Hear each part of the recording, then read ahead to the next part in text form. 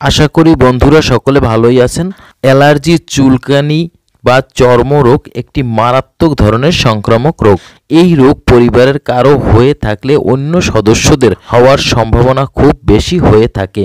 এই অ্যালার্জি চুলকানি বিভিন্ন ধরনের হয়ে থাকে, যেমন দাঁত, একজিমা বা খোসপাসরা।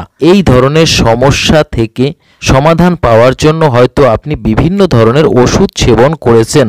দীর্ঘদিন পর্যন্ত ওষুধ সেবন করা যেমন বিভিন্ন ধরনের স্বাস্থ্য ঝুঁকি হয়ে থাকে এবং দীর্ঘদিন ওষুধ সেবন করার পরেও অ্যালার্জি চুলকানি সম্পূর্ণরূপে ভালো হয় না, পুনরায় আবার আক্রমণ করে থাকে।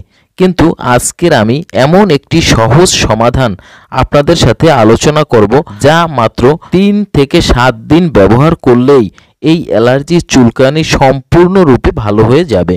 তাহলে বন্ধুরা আজকের ভিডিওটি দেখতে থাকুন এবং আমাদের সাথেই থাকুন। প্রথমেই নিয়ে নিতে হবে কয়েকটি নিম পাতা। নিম পাতা আপনার আমার সকলেরই কম বেশি পরিচিত।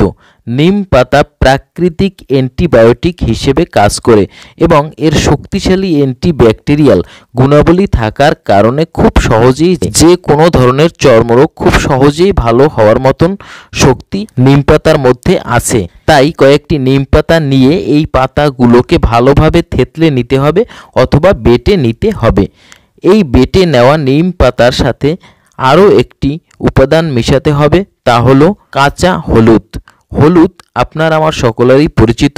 হলুদের মধ্যে শক্তিশালী কারকিউমিন থাকার কারণে এই হলুদের মধ্যে অ্যান্টিফাঙ্গাল গুণাবলী রয়েছে।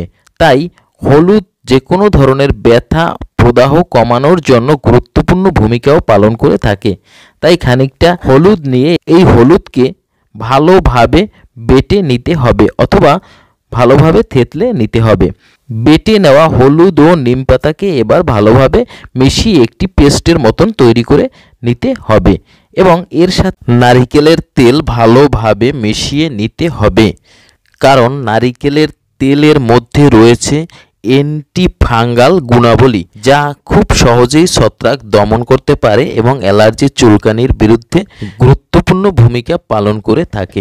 নারিকেলের তেল মিশানো নিম পাতা ও হলুদের বাটা যদি অ্যালার্জি চুলকানির আক্রান্ত স্থানে প্রতিদিন লাগাতে পারেন, তাহলে খুব অল্প দিনের মধ্যেই সম্পূর্ণরূপে ভালো হয়ে যাবে এই অ্যালার্জি চুলকানি বা দাঁত একজিমা। এটা লাগানোর নিয়ম হচ্ছে, প্রতিদিন গোসলের 2 ঘন্টা পূর্বে আক্রান্ত স্থানে ভালোভাবে লাগিয়ে রাখতে হবে। এরপরে সামান্য উষ্ণ গরম পানি দিয়ে ধুয়ে ফেলতে হবে। তাহলে খুব সহজেই আপনি ওষুধ ছাড়াই অ্যালার্জি চুলকানি থেকে মুক্তি পেয়ে যাবেন। তবে মনে রাখতে হবে, যেসব খাবারের মধ্যে অ্যালার্জি সৃষ্টি করতে পারে এই ধরনের খাবার অবশ্যই এড়িয়ে চলতে হবে।